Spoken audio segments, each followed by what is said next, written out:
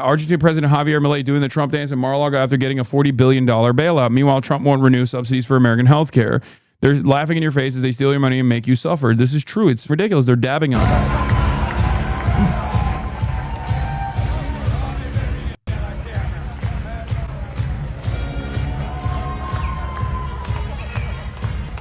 I can't in good conscience understand why. They're doing this, by the way. I genuinely can't. Like, it blows my mind. It makes me feel somewhat crazy. Just like I can't understand why the Trump administration would, on the one hand, try to fix the price of meat or the price of beef in general, because they identify that as a pressure point of anger and resentment, which, by the way, ironically, also Argentina is involved in as well. Because instead of addressing the monopoly that exists in the meat packing side of things and in the beef side of things, they're just like they just tried to flood the markets with Argentinian beef, which frustrated a lot of American ranchers. So there's that too. But on the one hand, they're doing stuff. They're doing initiatives to try and break up the monopolies now, because they realize that there's a lot of discontent on that front, because there's a lot of anger in how expensive beef has gotten, right? It's one of the major points.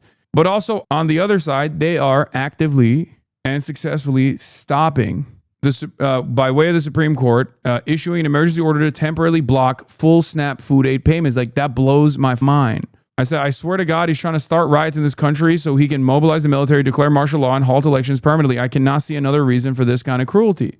I can't understand it.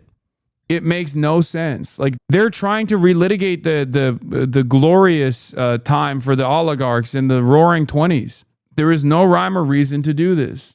It just doesn't make sense. It literally doesn't make sense. Unless they are basically just they're like bots, and they just are fans of history and they want to repeat it or something. I don't get it. I do not understand it. Trump and his cronies do not think they need consumers anymore. They think AI and robots will save them from everyday people. They want to subjugate it, and they will push escalation after escalation. We are on our own. Like, the Great Gatsby themed Halloween party is obviously one of those examples. Like, aesthetically, they are doing a horrible job. So horrible that even the Democrats, who are not the best communicators, at least on the leadership side, have still been able to come out of this like shutdown battle with the Republicans being held responsible. If the Trump administration was at least a little bit aware of the situation on the ground, or if they didn't actively try to say, like, we hate you and we want you to eat shit and die to the working poor every single day with this kind of messaging, with this kind of imagery, I think the Democrats would be getting destroyed right now in the shutdown battle. If the Republicans were a bit more competent and less overtly evil, that would be a much more difficult battle to overcome. One that I don't think the Democrats currently are capable of fighting.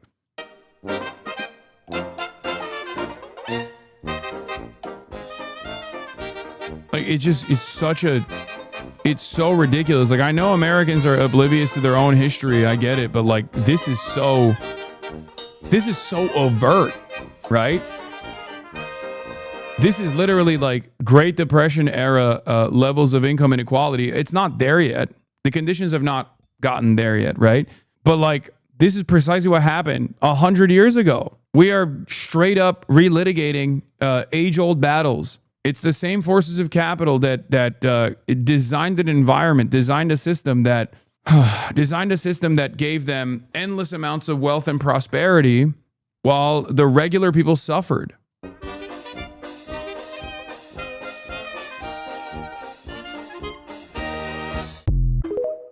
Yeah, it's basically the roaring 20s in color. Yeah, look at this. 2 articles published on the same day. Are you radicalized yet? Balance zero. SNAP recipients go without food after benefits don't arrive. Elon Musk. Tesla shareholders approve $1 trillion pay package for Elon Musk. The money will be awarded in a series of payments over 10 years if Tesla meets a series of performance benchmarks. What are we doing? No one should have $1 billion, let alone $1 trillion. I cannot comprehend this. And I don't understand how there are people who will ride for this. There are people who still go, no, that's fine.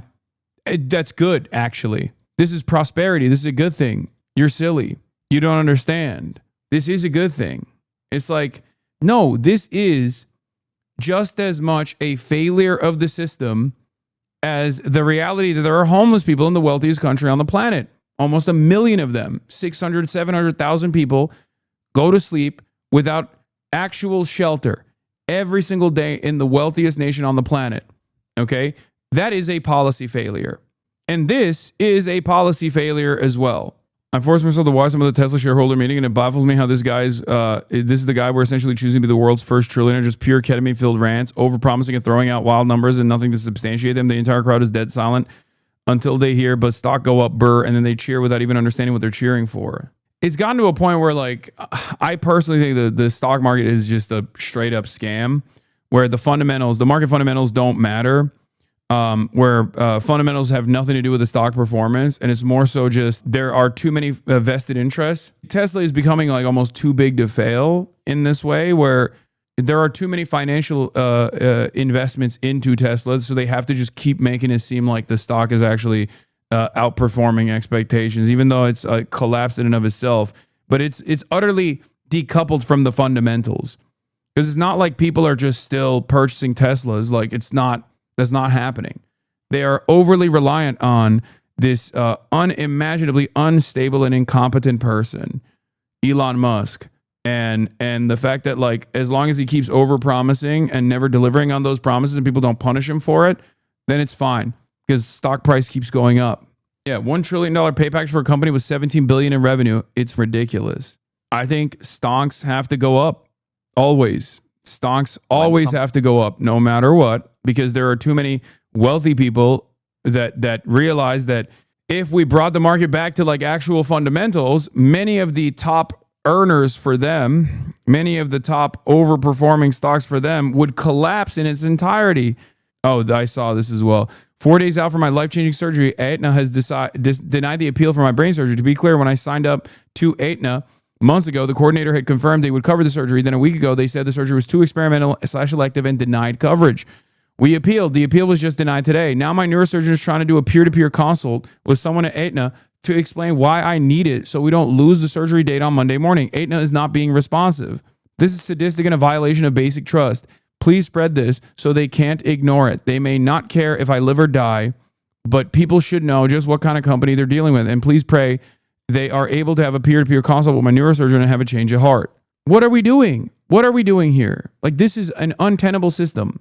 How can people not look at this and say, this is devil work? But as long as some people are making money somewhere along the way, it's fine.